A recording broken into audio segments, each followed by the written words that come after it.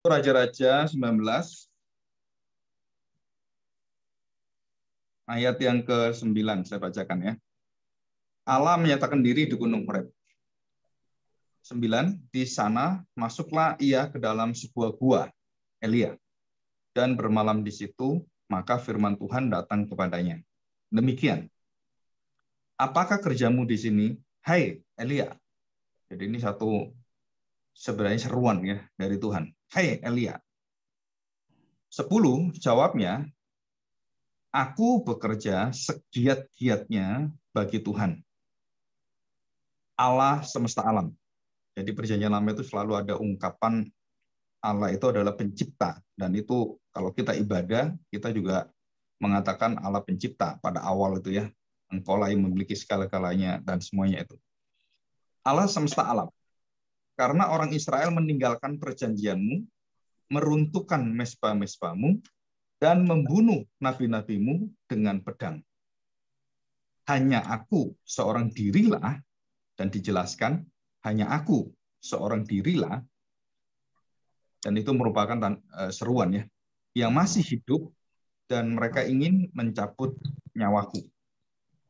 Jadi Isabel itu mengancam Elia itu mewakili pemberontakan bangsa Israel yang bukan secara pribadi yang dipakai oleh kuasa kegelapan untuk menakuti Elia. Sebenarnya adalah Isabel itu punya pasukan, punya kekuatan yang luar biasa karena dia mengatur Raja Ahab dan semua itu raja di belakang layar sebenarnya. Jadi dia seperti ratu yang mengatur raja. Dan kekuatan itu disebut oleh Elia, mereka ingin mencabut nyawaku. Jadi bukan terpusat pada Isabelnya, tetapi terpusat pada di belakang Isabel itu ada kekuatan yang luar biasa, yang Elia itu gentar sekali dengan ancaman itu. Ya, kita baca ayat 11. Lalu firman-Nya, dan firman Tuhan itu selalu to the point, tidak berdiskusi, dan tidak bertele-tele. Lalu firman-Nya, keluarlah dan berdiri di atas gunung itu dan di hadapan Tuhan. Jadi firman-Nya itu memberitahukan pada Elia supaya Elia melalui firman yang dinyatakan itu supaya Elia menghadap kepada Yahweh. Jadi firman ini siapa sebenarnya? Firman ini adalah firman dari Yahweh. Firman ini dikatakan memerintahkan Elia supaya dia menghadap pada Yahweh. Jadi ini dua pribadi sebenarnya. Dan jelas ini kalau kita perhatikan ayatnya, dua pribadi. Keluarlah dan berdiri di atas gunung itu di hadapan Tuhan. Jadi firman ini memerintahkan supaya Elia berdiri di hadapan Yahweh. Jadi firman ini, pribadi ini beda dengan Yahweh. Jadi perbedaannya itu apa? Jadi perbedaan dari secara pribadi. Firman itu adalah Allah sendiri. Yohanes 1, ayat 1 sampai 4 itu jelas ya. Nah kita lanjutkan. Maka Tuhan lalu. Tuhan itu hadir ya. Jadi lalu itu artinya lewat. Nah, bagaimana kita lihat ada 3 hal yang penting sekali yang merupakan tanda-tanda Allah hadir. Dan ini adalah satu kelemahan kita juga nantinya. Kenapa? Karena kita seringkali meminta kehadiran Allah itu seperti itu. Jadi hal-hal yang dilihat oleh Elia. Dan kita kan pelajari ini ada 3 ya, 3 hal pentingnya. Maka Tuhan lalu, ayat 11, angin besar dan kuat. Dan kita masih ingat, angin besar dan kuat sekali, membelah Laut Merah. Kita ingetin ya, angin timur dan semuanya. Bagaimana Tuhan itu menyatakan kuasanya dan Elia melihat ini. Satu penglihatan hadirat Allah melalui penampakan-penampakan kuasa alam semesta. Maka Tuhan lalu angin besar dan kuat. Angin besar dan kuat. Yang membelah, perhatikan, yang membelah gunung-gunung dan memecahkan bukit-bukit batu mendahului Tuhan. Jadi kekuatan itu mendahului Tuhan akan hadir. Tapi kenyataannya Tuhan tidak hadir. Tetapi tidak ada Tuhan dalam angin itu. Dan sesudah angin itu datanglah gempa. Nah kita lihat gempa merupakan lambang satu hukuman Tuhan. Ya, penyertaan tetapi penghajaran termasuk di dalamnya. Dan di situ juga ada kuasa keadilan penghakiman Allah. Nah, perhatikan baik-baik. Setelah angin itu, apa yang terjadi? Tuhan tidak hadir. Dan setelah itu, ayat 12, dan sesudah gempa, itu datanglah api. Jadi yang ketiga itu api. Jadi gempa tadi, yang kita masih ingat bagaimana gempa itu menghukum, membinasakan orang-orang yang memberontak kepada Musa. Dan dibelahlah bumi itu, dan mereka masuk ke dalam dan dibinasakan Tuhan. Nah, setelah itu apa? Datanglah api. Api ini melambangkan api kemuliaan Tuhan dan juga api murka Tuhan. Jadi dua hal ini. Jadi yang pertama itu angin, gempa, api. Dan ini merupakan lambang nubuatan sebenarnya, satu lambang yang dilihat oleh nabi-nabi dan sering itu sebagai tanda hadirat Tuhan dalam kasihnya, dalam murkanya, dalam kesetiaannya, di dalam kemarahannya, di dalam hati yang sungguh-sungguh berkenan pada manusia. Nah, kalau dia berkenan pada persembahan, api itu datang. Seperti itu. Apakah ada di sana? Jawabannya, tetapi tidak ada Tuhan dalam api itu. Dan sesudah api itu, datanglah bunyi. Bunyi itu sound ya. Sound itu apapun itu bunyi. Tetapi anehnya begini. Bunyi angin sepoi-sepoi basah. Jadi ini sebenarnya bunyi yang tidak ada suaranya. Tidak ada kata-katanya. Dan di situ Tuhan hadir. Jadi artinya apa ini? Nah, kita belajar the silence of God, gitu ya. Yang sering dalam hidup kita berbicara banyak, kita meminta segala sesuatu, kita berdoa, kita sudah sungguh-sungguh, kita sudah menyerahkan semuanya, atau boleh dikatakan kita sudah habis-habisan. Tetapi kenapa Tuhan berdiam? Kenapa Tuhan itu tidak menyatakan kuasanya? Kalau saya memang benar, Tuhan nyatakan kuasa kasih-Mu, lakukan mujizat. Kalau Tuhan itu tahu saya berdosa, ya Tuhan hajar saya. Tuhan lihat saya, Tuhan atur saya, Tuhan pimpin saya. Dan kita selalu orang yang selalu ingin mendengar berita-berita yang baik sebenarnya. Tetapi dunia ini mencekokin kita, memborbardir kita dengan berita-berita yang nggak karu-karuan, yang mempengaruhi dan banyak. Nanti saya akan jelaskan. Waktu Elia dalam kondisi hati yang takut seperti itu, dia berbicara kepada Tuhan, dan waktu ditanya Tuhan, kamu itu ngapain di sini? Di gua ini ngapain? Jelas sekali bahwa kondisi ini, Elia itu melarikan diri. Elia itu ketakutan. Elia menghindar dari ancaman. Jadi ketakutan yang ada dalam diri Elia, itu ketakutan bukan berasal dari Tuhan, bukan berasal dari Tuhan, tapi berasal dari ketakutan kepada orang-orang yang mengancam dan kekuatan yang terus melawan dia. Dan dia ceritakan itu. Jadi dua sisi yang dia ceritakan adalah, satu, pusatnya adalah pada kegiatan rohani, kegiatan kenabian, panggilan dia. Dan itu tidak ada salahnya sebenarnya. Kalau kita lihat, aku bekerja segiat-giatnya. Tetapi masalahnya adalah pusat daripada perjalanan dan ketaatan dia yang tanda petik itu melawan dewa-dewa Baal yang 450 dia kalahkan, dan kemudian dia penggal kepalanya, dan itu satu yang spektakuler sebenarnya. Bagaimana diadu dalam persembahan, dan Elia meminta mereka supaya persembahannya dikasih air sebanyak-banyaknya sampai meluap gitu kan. Dan tetap Elia yang diperkenan Tuhan. Dan ini satu keajaiban yang luar biasa, karena itu langsung dari surga. Api itu dari surga langsung. Api yang menyertai 40 tahun bangsa Israel, itu juga api yang sama membakar persembahan Elia. Kita harus tahu ini. Jadi api kemuliaan Tuhan itu dinyatakan, kemudian dikenan, dan persembahan itu dibakar habis sampai semua kering gitu. Air-air itu sampai kering semua. Nah, di sini kita melihat Elia memiliki satu panggilan, satu penyertaan, satu karunia, satu talenta, itu bisa mendatangkan hujan, bisa menyetop hujan, dan kemudian bisa melakukan mujizat yang banyak. Ada sekitar 7 mujizat Elia. Ya, Elisa itu 14 mujizat karena dia 2 kali lipat. Nah, Elia melakukan mujizat-mujizat yang luar biasa itu tidak membuat dia itu kebal terhadap dosa, kebal terhadap ketakutan.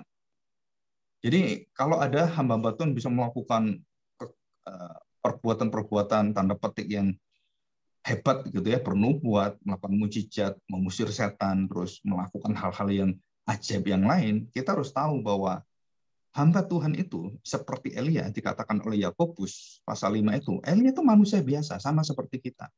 Dan dikatakan jelas bahwa Elia itu manusia biasa, artinya dalam segala hidupnya dia bisa terpancing kepada keakuannya. Jadi talenta karunia dari Tuhan itu membuat dia itu ikut mendompleng ke sana.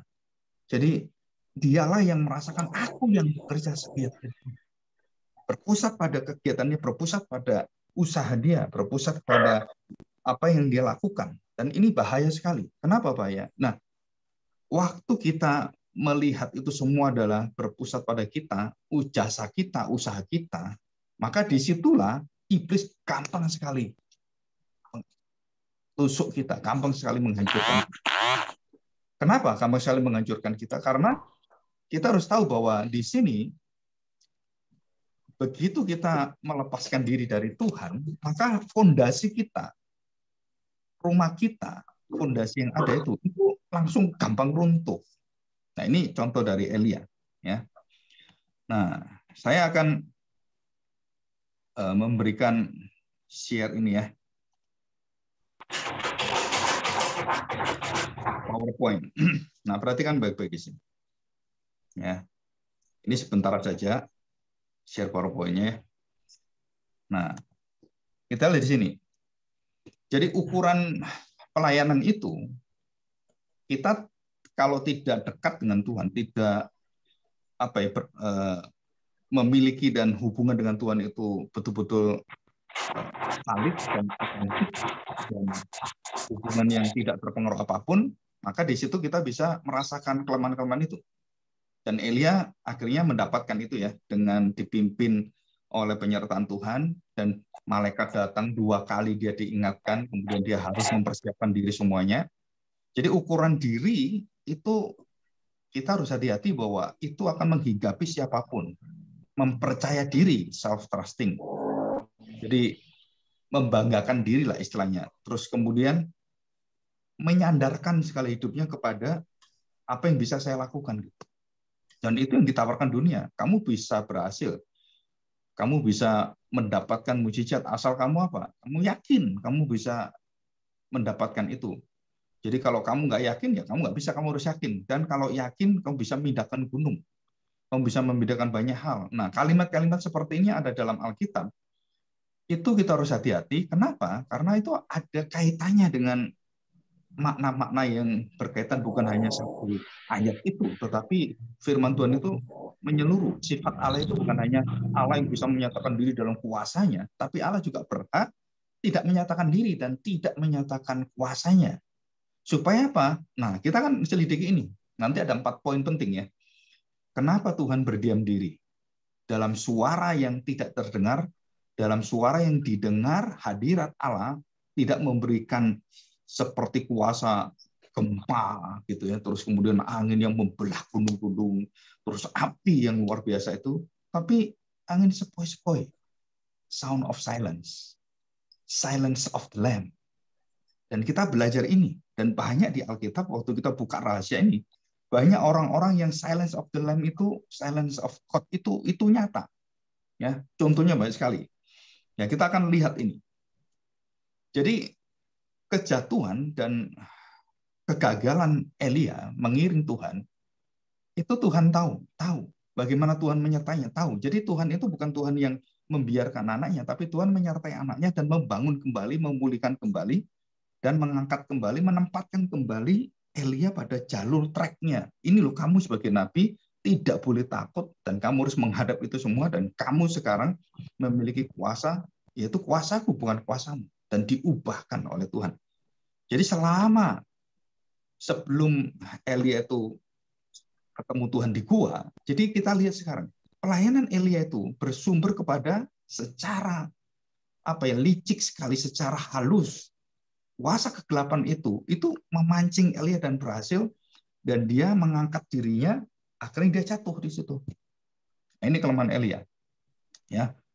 Nah, orang-orang yang mempercayakan diri, khususnya orang Israel yang dilihat oleh Yeremia, bagaimana nabi-nabi palsu itu, dan hanya Yeremia ya sendiri, dan semua nabi berbicara tentang bahwa bangsa Israel bangsa yang begini Tuhan, nggak mungkin dibuang, nggak mungkin mengalami sakit penyakit, nggak mungkin mengalami kebangkrutan, tidak mungkin mengalami kemiskinan, tidak mungkin mengalami kematian, tidak mungkin mengalami, semua itu tidak mungkin. Karena kita anak pilihan Tuhan. Jadi kita akan disertai Tuhan, musuh kita akan dikalahkan Tuhan, kita akan bisa memukul mereka. Nah, mereka tidak memeriksa diri bahwa mereka tuh sudah melarikan diri dari Tuhan. Mereka sudah mengkhianati Tuhan. Mereka sudah membuang dan membatalkan, artinya tuh mengikrari perjanjian Tuhan, Taurat itu. Dan hidup mereka tidak mau murni menjalankan Taurat. Mereka kepingin sama dengan bangsa-bangsa di dunia yang mencari kedudukan, mencari kecanggihan teknologi, mencari semua, mencari dinamakan aktualisasi diri bangsa. Jadi kalau orang itu, saya ingin jadi apa? Kalau bangsa itu dia ingin menjadi bangsa yang super power seperti itu, ingin menjadi bangsa yang besar. Nasionalisme, patriotisme itu bagi kita tidak ada salahnya. Tapi kalau itu sudah melebihi dari kapasitasnya dan membuang kemuliaan Allah, diri Allah dan hadirat Allah, nah di situ menjadi apa? Satu kematian. Anugerah yang diserahkan Tuhan kepada kita yang tidak kita kembalikan pada Tuhan itu menjadi memalukan dan akan menghantam kita, akan menghancurkan hidup kita. Nah di situ bangsa Israel akhirnya dibuang oleh Tuhan, dan nabi-nabi palsu itu semua berkata enggak dibuang. Malah Yeremia dipenjara, dipasukkan dalam lubang air itu kan, dan itu susah sekali di sana. Dan bayangkan itu selokan kotor sekali, berhari-hari di sana, berminggu-minggu di sana, berbulan-bulan. Itu seperti ya kalau kita ngomong itu orang dulu itu sumur gitu ya. Nah, kita bersyukur kita melihat Elia itu tidak kehilangan kemurahan hatinya pada bangsa Israel. Dia tetap melihat hati Allah itu dalam dirinya. Nah, apa yang terjadi dengan Yeremia? Yeremia menuliskan dalam Yeremia 17. Kita lihat ya, Yeremia 17. Ini satu ayat yang terus mengingatkan kita. Ayat yang ke-5. Ya, Yeremia 17 ayat 5. Beginilah firman Tuhan. Beginilah firman Tuhan. Yeremia 17 ayat 5. Terkutuklah atau binasalah orang yang mengandalkan manusia. Yang mengandalkan apa? Kekuatannya sendiri. Usahanya, jasanya. Dan yang hatinya, tadi kan kekuatan dirinya, tapi hatinya menjauh daripada Tuhan. Elia menjauh daripada Tuhan. Teman-teman Ayub menjauh daripada Tuhan. Abraham juga pernah menjauh daripada Tuhan. Apalagi. Dan juga kalau kita lihat, Petrus juga pernah menjauh daripada Tuhan, dan semua rasul pernah menjauh daripada Tuhan. Kenapa? Karena ukurannya adalah dirinya. Aku yang akan membela engkau. Aku yang akan mati bagimu. Wah, hebat sekali ini. Iman yang, boleh dikatakan iman yang paling tinggi ini. Menyerahkan jiwanya untuk Tuhan. Tapi salah. Kenapa salah? Karena tidak memuliakan Kristus sesuai dengan firman Tuhan. Ayat yang ke-6. Ia akan seperti semak bulus di padang belantara. Ia tidak akan mengalami datangnya keadaan baik. Ia akan tinggal di tanah angus, di padang gurun, di negeri padang asin yang tidak berpenduduk. Ini sangat merana, ya, sangat ngeri sekali kita lihat. Nah, 7. Diberkatilah orang yang mengandalkan Tuhan, Yahweh, yang menaruh harapannya kepada Tuhan.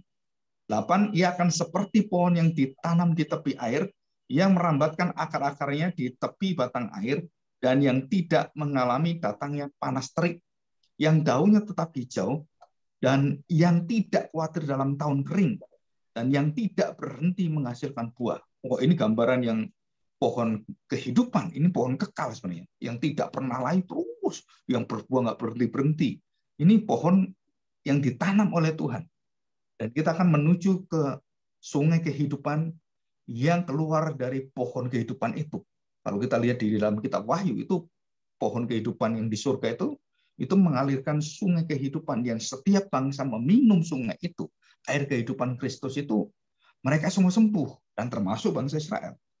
Ini satu, apa kalau saya ngomongnya, satu ironis sebenarnya. Bangsa yang mengandalkan Tuhan menjadi bangsa yang membuang Tuhan. Bangsa yang selalu dekat dengan Tuhan menjadi bangsa yang jauh dari Tuhan. Dan itu terjadi dengan Elia. Ya, terjadi dengan Elia. Nah, kita akan melihat, ya, kita melanjutkan. Ayat yang ke-13. Perhatikan ya, sikap Elia bagaimana dengan hadirat Tuhan. Jadi waktu dia menang dan kemudian dia melihat api kemuliaan Tuhan turun, gitu kan? Api kemuliaan Tuhan turun, apa yang terjadi? Nah, di situ Elia melihat, memandang dengan sangat bangganya. Apa itu? Kuasa, kemuliaan Tuhan. Tetapi pada ayat yang ke-13 ini terjadi satu kebalikan. Ya, terjadi satu kebalikan. Apa kebalikannya itu? Elia tidak berani memandang Tuhan. Ayat 13. Segera sesudah Elia mendengarnya, ia menyelubungi mukanya dengan jubahnya. Lalu terjadi apa? Lalu pergi keluar dan berdiri di pintu gua itu. Maka datanglah suara kepadanya dan berbunyi. Perhatikan dua kata ini ya, suara dan berbunyi. Maka datanglah suara kepadanya dan berbunyi. Jadi suara tadi apa? Sound of silence. Suara yang tidak terdengar. Kehadiran Allah yang selembut, yang sepoi-sepoi dalam angin, yang tidak berbicara itu. Nah, sekarang suara itu berbicara. Kalau saya pikirkan seperti ini, kenapa orang tidak suka berdoa? Kenapa orang lebih suka memuji Tuhan dalam kemuliaan besar? Dengan satu kegembira, dengan gereja yang penuh dengan anugerah Tuhan yang luar biasa, dengan talenta musiknya, dengan keahliannya, dengan kehebatan, dengan sound system. Saya pernah ke satu gereja, sound systemnya itu 120.000 watt. 120.000 watt. Itu sama dengan kalau musik rock itu manggung, musik rock manggung itu sama dengan itu. Dan waktu 10 tahun yang lalu lebih itu sudah harganya hampir 5 miliar. Sekarang mungkin sekitar 20 miliar. Hanya membiayai sound itu. Yang gegap gempita. Bayangkan ini di dalam gereja yang ada sekitar 20.000 orang sampai 30.000 orang. Soundnya saja itu belinya miliaran, puluhan miliar. Dan orang-orang yang ikut di sana merasakan hadirat Allah dalam suara gegap gempita, dalam gempa-gempa bumi seperti itu kan. Nah, mereka merasakan itu. Tetapi waktu saya ikut di dalam gereja itu dan beberapa gereja yang sangat besar jemaatnya, dan waktu saya ikut dalam doa, prosentase doa, kalau tadi puluhan ribu orang yang ikut itu cuma ratusan. Jadi 1/100. Coba bayangkan. Nah, kita juga sama. Kalau kita mau secara jujur, kita ngadakan doa gitu ya. Jemaat kita ada 50 orang. Yang berdoa berapa? Jadi bukan dihitung jumlahnya, tapi dihitung hatinya. Adakah kita akan mengalami seperti Elia, atau kita sedang berusaha mati-matian ini melayani pekerja? Wah, atau seperti itu kita lupa bahwa kita harus berdiam. Coba kita bayangkan, 1 minggu sekali kita bertemu berdoa. Kita ada semangat nggak? Ada sukacita nggak? Ada kehausan nggak? Kalau itu sudah nggak ada, itu satu rambu yang bahaya sekali. Kenapa? Berarti kamu sedang sakit ini. Kita sedang sakit rohani. Wah, kalau gitu Pak, kan banyak orang kan waktu saya di satu gereja itu kita survei, gitu ya, gereja besar di Bandung ini. Ayo kita survei. Setiap orang yang datang doa kita survei, yang tidak datang doa kita survei. Khususnya anak-anak muda ini ya. Jawabannya itu hampir 100% itu satu, sibuk. nggak ada waktu. Jadi saya ngomong coba tulis dengan jujur apa sih Pak? Dengan singkat aja, beberapa kata aja. Dan kita nggak usah pakai nama. Kamu nggak akan kita cari kamu siapa, nggak akan didisiplin. Jujur aja kamu katakan. Kaget sekali kita waktu kita lihat semua itu anak-anak muda itu kenapa nggak mau datang? Semua mirip semua jawabannya. Sibuk. Dan yang kedua Pak, jujur mereka katakan males. Bayangkan. Nah, kalau kita punya pemuda, kalau kita punya jemaat, punya satu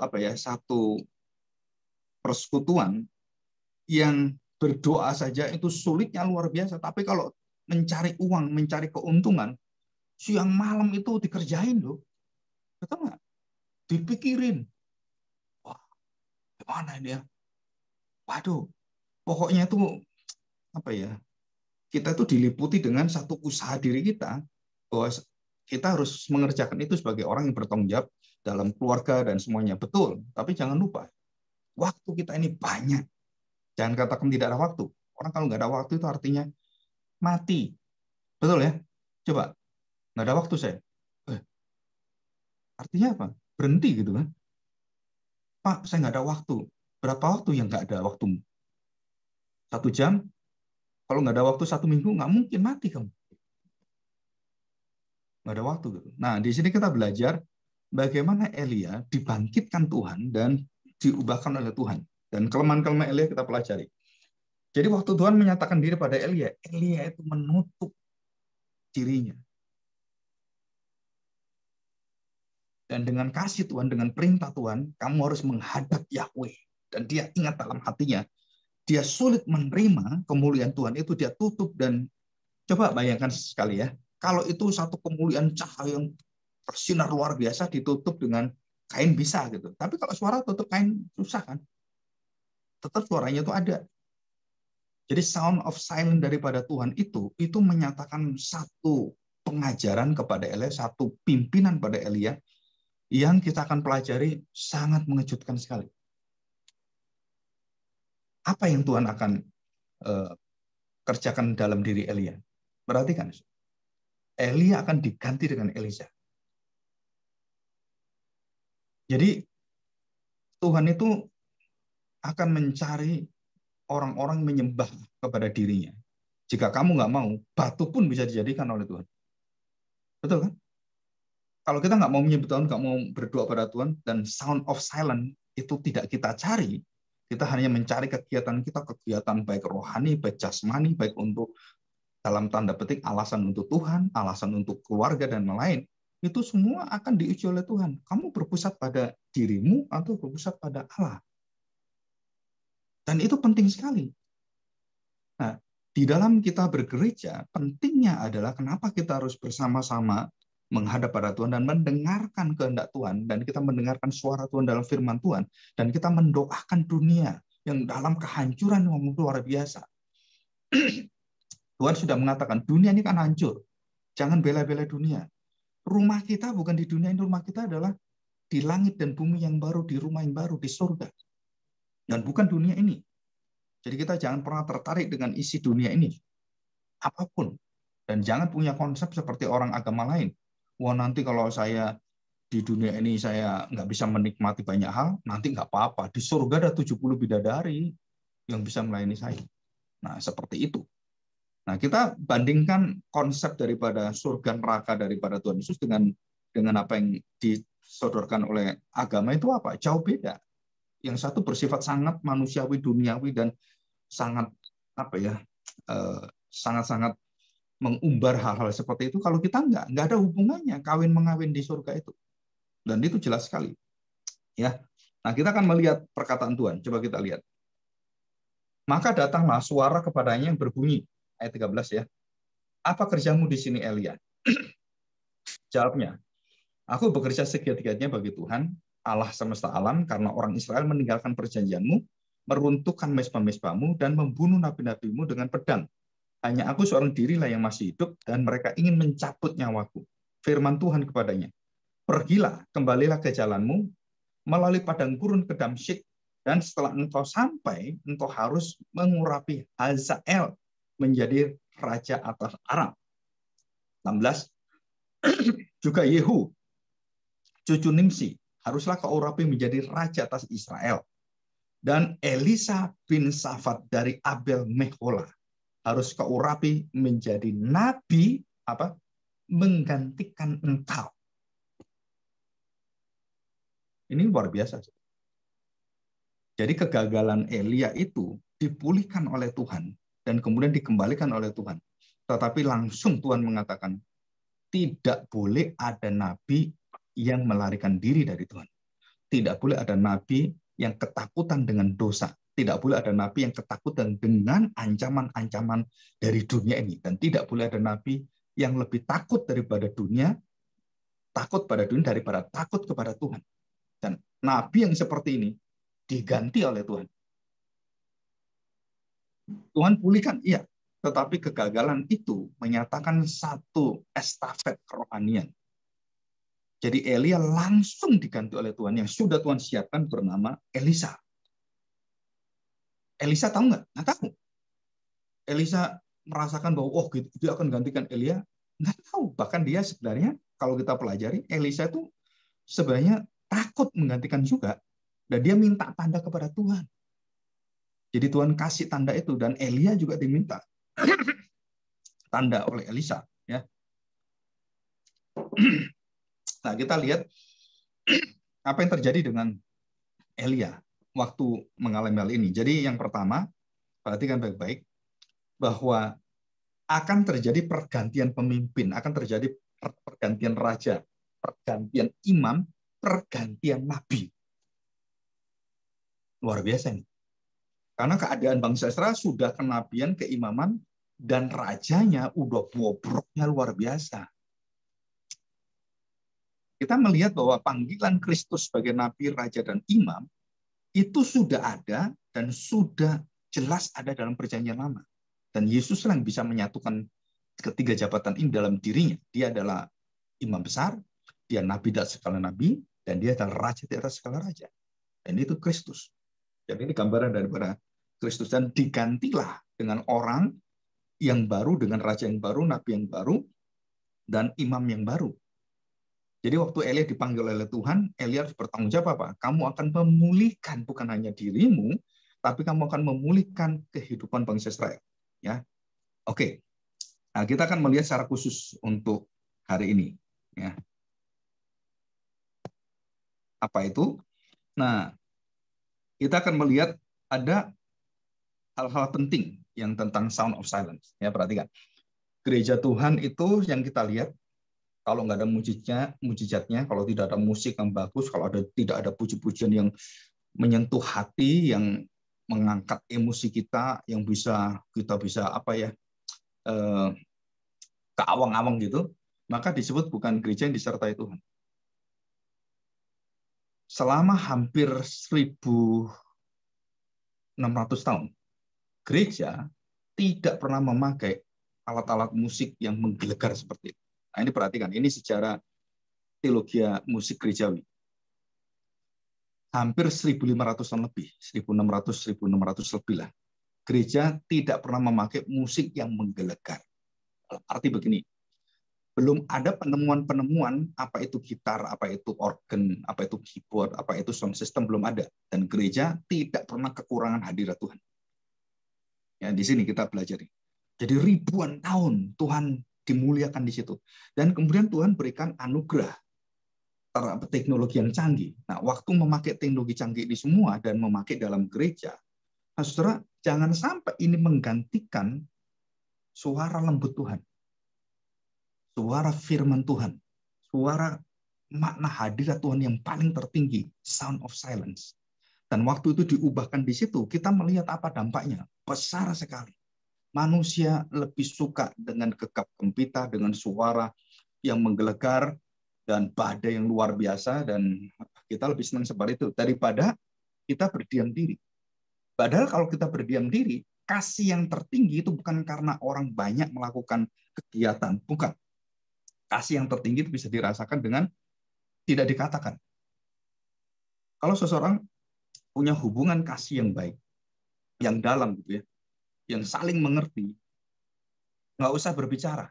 Bahkan dilirik pun dia udah tahu apa yang harus dilakukan.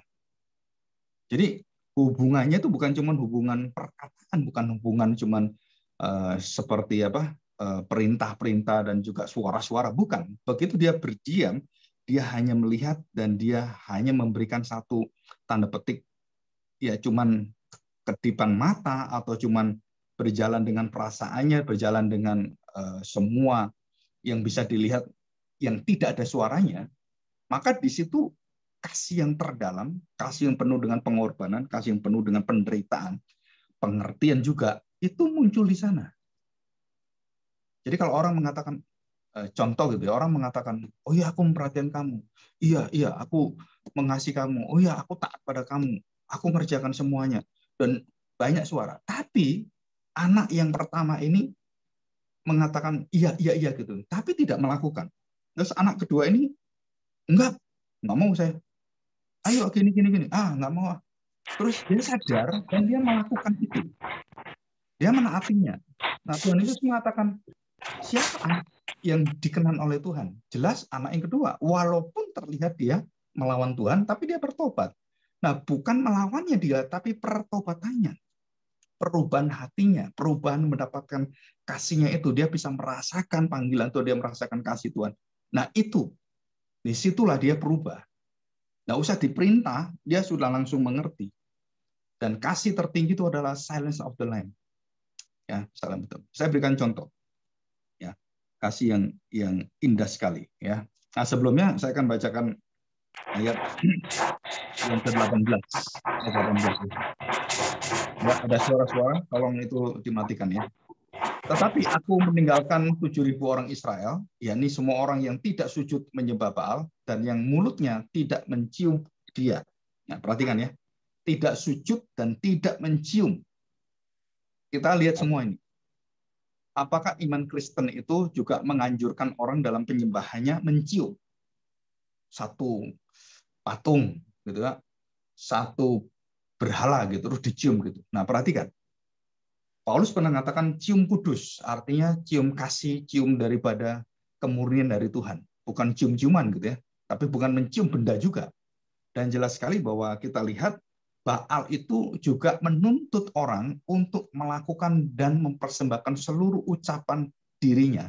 Dan perkataan-perkataan itu harus semuanya dipenuhi dengan promosi Baal, promosi kenikmatan, promosi kamu bisa dapatkan isi dunia ini, promosi seperti setan kepada iblis, setan kepada Tuhan Yesus, iblis kepada Tuhan Yesus. Itu promosi apa? Promosi mulutnya semua mencium Baal, mencium berhala itu.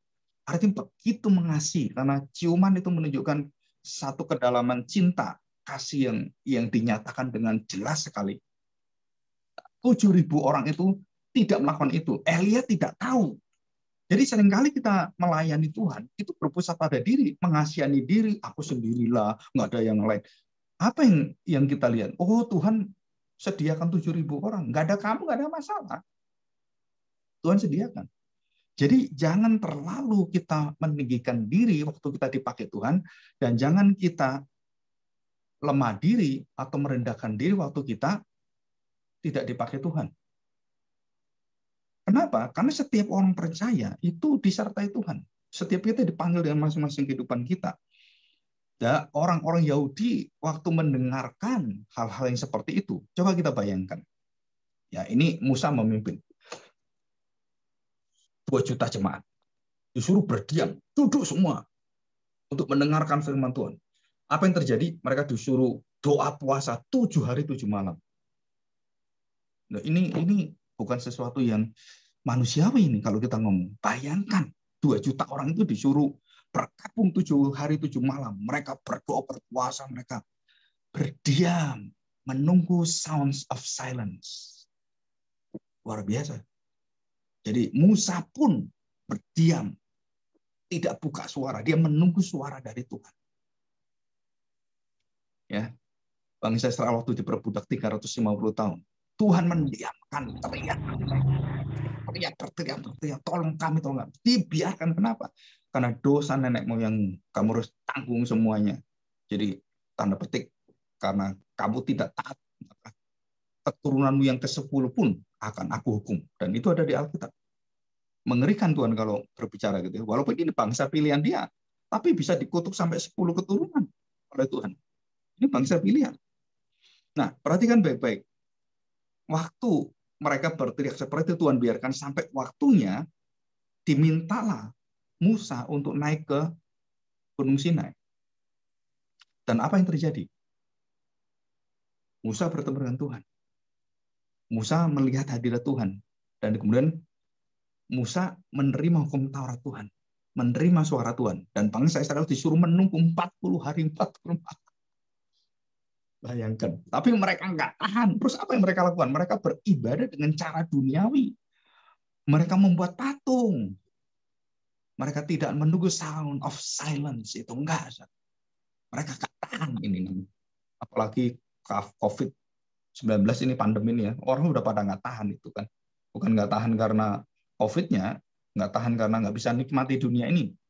Nah, di situ kita melihat kegagalan Elia, kegagalan daripada bangsa Israel, kegagalan daripada nabi-nabi yang banyak itu, dan cuma termasuk kita, termasuk kegagalan gereja sekarang ini, adalah tidak belajar menunggu di dalam hadirat Allah yang paling indah, yang paling serius, yang paling the most of holy adalah sound of silence. Ya, saya berikan contoh. Ya, sebelum saya ceritakan atau saya bukakan 4 hal penting ini ya. Saya berikan contoh ya.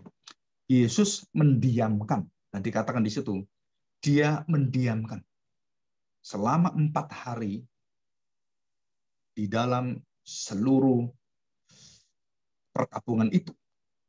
Tuhan Yesus bisa datang, bisa, tapi dia tidak mau datang. Dia mendiamkan, dia tidak berbicara apapun, dan dia tidak meladeni itu sampai 4 hari. Tujuannya apa?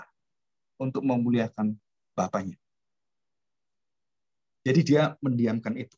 Ayub, di dalam kisah Ayub, pasal 1 sampai pasal 37, semua mulai dari istri Ayub berbicara, 1 temannya berbicara, kedua temannya berbicara, ketiga temannya berbicara, keempat temannya berbicara, dan 37 pasal, hampir 75% lebih, 80% itu, isinya adalah teriakan dan penghakiman kepada Ayub. Dan Allah tidak berbicara. Allah mendiamkan Ayub, Allah mendiamkan teman-temannya, Allah mendiamkan seluruh hadirat yang ada di tempat Ayub. Allah berdiam. Baru sampai pasal 38 sampai 42, Ayub ditantang oleh Tuhan untuk melihat kemuliaan Tuhan. Ayub diangkat oleh Tuhan dan ditantang oleh Tuhan, dan Tuhan berbicara kepada Ayub, dan disitulah terjadi satu pemulihan. Jadi bayangkan baik-baik. Jadi waktu Allah berbicara itu begitu singkat, tapi waktu manusia berbicara begitu banyak dan salah semua. Banyak perkataan membawa dosa. Memelihara telinga itu seringkali membuka kekudusan Allah, membuka hati Allah, dan membuka kasih Allah. Jadi kita belajar apa? Belajar kita berdoa. Walaupun doa nggak lebih dari 2 jam. Tapi mari kita konsisten, kita menjalaninya, kita akan melihat diri kita. Nah, 4 hal sekarang ya sebagai penutup. Ada 4 hal di dalam kita berdiam kepada Allah. Yang pertama, kita diminta oleh Tuhan untuk meneliti, untuk testing, menguji, dan meneliti, melihat, dan apakah saya ini ada kelemahan dosa enggak? Apa yang terjadi dengan saya? Seperti Ayub dikatakan tidak berdosa. Elia ketakutan dosanya. Tapi Ayub nggak ada dosanya. Dan sampai terakhir Ayub tidak bersalah apapun. Dan memang Tuhan mengizinkan penderitaan datang untuk memperlihatkan Ayub bahwa Allah berdaulat, Allah memelihara, dan kamu bersandar pada saya. Dan itu adalah sesuatu yang tidak pernah ada dalam konsep orang-orang yang percaya dalam apapun kepercayaannya. Ya, yang pertama itu. Melihat diri, melihat kelemahan, dan kalau memang tidak ada sesuatu dalam diri kita yang melawan firman Tuhan, ataupun kebanggaan diri, self trust seperti itu, atau self denial nggak ada, maka kita melihat bahwa oh ini satu ujian dari Tuhan untuk mendatangkan kebaikan bagi saya dan semuanya. Yang kedua, kita belajar otoritas Allah. Apa? Segala hal itu di dalam nuansa dan kondisi kontrol dari Tuhan. Dan Tuhan tidak pernah melepaskan. Dan Tuhan tidak pernah membiarkan atau dia membisu tetapi dia tidak bertindak. No, Tuhan nggak seperti itu. Di dalam dia tidak berbicara dengan dia berbicara, kuasa Allah itu, operasional Allah itu tetap berjalan. Kalau tidak, 1 detik aja, ahli astronomi mengatakan begini, 1 detik saja, kita tidak di dalam pusaran itu terjadi kekacauan yang bisa menghancurkan semesta alam. Bayangkan, menurut dia perhitungan itu, kalau terjadi kesalahan aja, wah itu hancur semuanya. Baik rotasi atau apapun. Karena perhitungannya bukan hanya soal waktu manusia, tapi soal kekekalan. Nah ini jadi otoritas Allah sebagai Allah adalah maha segalanya. Dia maha tahu, dia maha mengerti, dia maha kuasa, dia maha hadir, dan dia maha kudus. Jadi dia berdaulat dengan hikmatnya, dia mengizinkan kita atau kita bisa mengalami apapun, itu adalah Allah yang menyatakan diri, akulah Allah. Di situ. Apakah kamu tetap beriman pada saya? Itu menunjukkan kamu milik saya atau bukan. Di situ. Kamu bersama dengan saya atau bukan? Ya, yang ketiga, seringkali kita membuka jalan dengan cara-cara kita, dengan usaha kita. Kita seringkali tidak pernah berdiam sound of silence untuk membuka jalan Tuhan berjalan dalam jalan kita. Jadi artinya begini, Tuhan pasti punya jalan. Nah, kita punya usaha. Maka usaha kita itu harus sinkron dengan jalan Tuhan. Kalau enggak, jalan ini semua itu akan dibersihkan Tuhan. Dan kita harus ikut jalan Tuhan. Dan Elia kemudian diarahkan, dan kamu harus berada di satu jalur jalan yang sempit yang kamu harus lalui. Jadi the way of God and the way of man itu berbeda. Rancangan Allah dengan rancangan Tuhan berbeda. Rancanganku bukan rancanganmu, rancanganmu bukan rancanganku. Dan itu jelas. Dan yang keempat, yang terakhir adalah, nah ini yang penting. Yang terakhir. Jika semuanya sudah beres, maka disitulah Allah ingin mempercayakan kepada kita hal yang jauh lebih indah, jauh lebih baik di dalam persekutuan dengan Dia, dan kasih yang Dia tanamkan pada saat sound of silence, pada saat kita di dalam keterpurukan itu adalah menunjukkan kesetiaan Tuhan dalam diri kita. Kesetiaan Tuhan. Dan menunjukkan Allah itu teguh pada perjanjiannya. Allah itu konsisten. Allah memanggil kita tidak salah. Memanggil Elia tidak salah. Walaupun Elia jatuh dalam dosa, dia menyediakan semua topangannya. Dia menyediakan penyertaannya. Dan di dalam ketaatan yang dalam kelemahan itu, Tuhan menyediakan satu anak domba, Silence of the Lamb, yang dia taat menuju ke kayu salib, dikepukin, diadilin, tidak buka suara. Kenapa Tuhan Yesus yang bersuara itu surga, bukan dari dirinya? Kenapa Tuhan Yesus waktu lahir, suara dari surga, puji-pujian dari surga? Waktu Tuhan Yesus di dalam doanya, dia berdoa waktu dibaptis, dan waktu dia menyatakan kemuliaannya, dan suara dari surga turun lagi. Dan waktu dia berdoa dalam syafaatnya, dan dia mengatakan, aku akan memuliakan engkau Bapa. Terus dari langit mengatakan, inilah anakku, ya aku akan mempermuliakan engkau, dan terus akan mempermuliakan engkau. Dan itu 3 kali dalam Alkitab, suara dari surga. Dan semua menunjukkan satu kasih. Begitu di kayu salib, nggak ada suara dari surga. Nggak ada suara dari Tuhan Yesus. Bahkan suara dari murid-muridnya pun nggak ada. Orang-orang yang mencintai dia, mendapatkan semua berkat, nggak ada. Sebaliknya, suara dari iblis itu memenuhi seluruh perjalanan salib. Dan meminta dia untuk jatuh dalam dosa. Dengan perkataan, loh kamu kan punya kuasa. Kekuatanmu kan luar biasa. Kamu bisa menyembuhkan orang. Kenapa kamu bisa tolong diri sendiri? Kenapa kamu kok nggak bisa menyatakan kemuliaanmu? Ini yang disebut apa? Ujian. Jadi waktu saat terakhir adalah the closest intimate relationship you and God. Jadi pada saat yang seperti ini, sounds of silence, itu membuka satu rahasia revelasi, satu rahasia keadaan diri dengan firman yang dibukakan, membuat kita terinspirasi kembali dan kita menata hidup kembali dengan lebih berkenan pada Tuhan dan lebih dekat dengan Tuhan. Dan pada saat itulah kita berjalan dengan kekuatan yang tidak bisa dikalahkan dengan kegelapan. Dan ini keindahannya. Jadi ketaatan bukan lagi bersandarkan pada diri, tapi ketaatan bersandar pada kekuatan Tuhan seumur hidupnya. Dan di situ Tuhan mengatakan, aku berkenan padamu.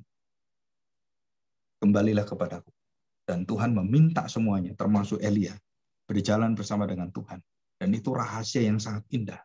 Jadi waktu kita dalam keterpurukan, dalam sakit penyakit, dalam penderitaan, dalam kesedihan, dalam kedukaan semuanya, kehilangan banyak hal, sound of silence. Dan kita diminta untuk mengerti Allah sedalam-dalamnya, dan Tuhan menyatakan trusting bahwa kamu bisa melalui ini. Dan Tuhan menjamin itu. Dengan apa? Dengan rohnya. Dengan roh kudusnya. Yang dijanjikan oleh Tuhan Yesus akan menyertai. Mari kita berdoa. Kami bersyukur jika kami terus dibawa ke dalam hati kami, Tuhan. Kami sudah banyak sekali, seringkali memuji-puji Engkau di dalam segala kehidupan kami. Mulut kami di dalam gereja, di dalam rumah, memuji-muji Engkau. Tetapi Tuhan, kami tahu saat terindah dan saat di mana Engkau berkenan adalah kami berdiam seperti anak-Mu dalam segala hal yang kami alami. Kami ingin melihat, kami ingin menjunjung tinggi bahwa Engkau Allah yang berdaulat. Engkau Allah yang memelihara kami dan tidak pernah tinggalkan kami. Engkau adalah Immanuel. Tuhan, inilah yang tidak dimiliki oleh bangsa Israel. Karena perjanjian baru Engkau berikan setelah Kristus datang. Perjanjian dibawa oleh Musa adalah perjanjian yang lemah. Perjanjian dibatalkan oleh Tuhan. Perjanjian yang usang. Dan tidak mungkin kami bersandarkan pada kekuatan diri kami. Melihat dan hidup berdasarkan Taurat. Tetapi berdasarkan kasih setiamu. Bukan dari usaha manusia. Bukan dari kekuatan diri kami. Tetapi karena anugerah Tuhan yang Kau nyatakan. Kami berjalan, kami mendapatkan satu beban hidup berbeda dengan beban dunia. Dunia membawa beban seluruhnya kepada pundak kami untuk membinasakan kami. Tetapi beban Kristus, kesulitan-kesulitan, kesesakan, dan rintangan halangan dalam hidup kami adalah untuk meringankan kami, untuk membawa kelegaan bersama dengan Tuhan. Mengapa? Karena disitulah iman kami bertumbuh dan teguh. Karena kami melihat kami bisa melewati dengan nama Kristus. Terima kasih Tuhan. Terima kasih. Berkatilah apa yang sudah kami dengarkan, dan Tuhan pelihara dengan kuasa-Mu, sehingga kami menjadi penurut firman Tuhan, bukan pendengar. Di dalam nama Tuhan Yesus, kami serahkan doa kami ini. Amin. Silakan, Yutina. Terima kasih Pak untuk firman Tuhan yang sudah disampaikan pagi hari ini. Kita mau masuk dalam persekutuan doa.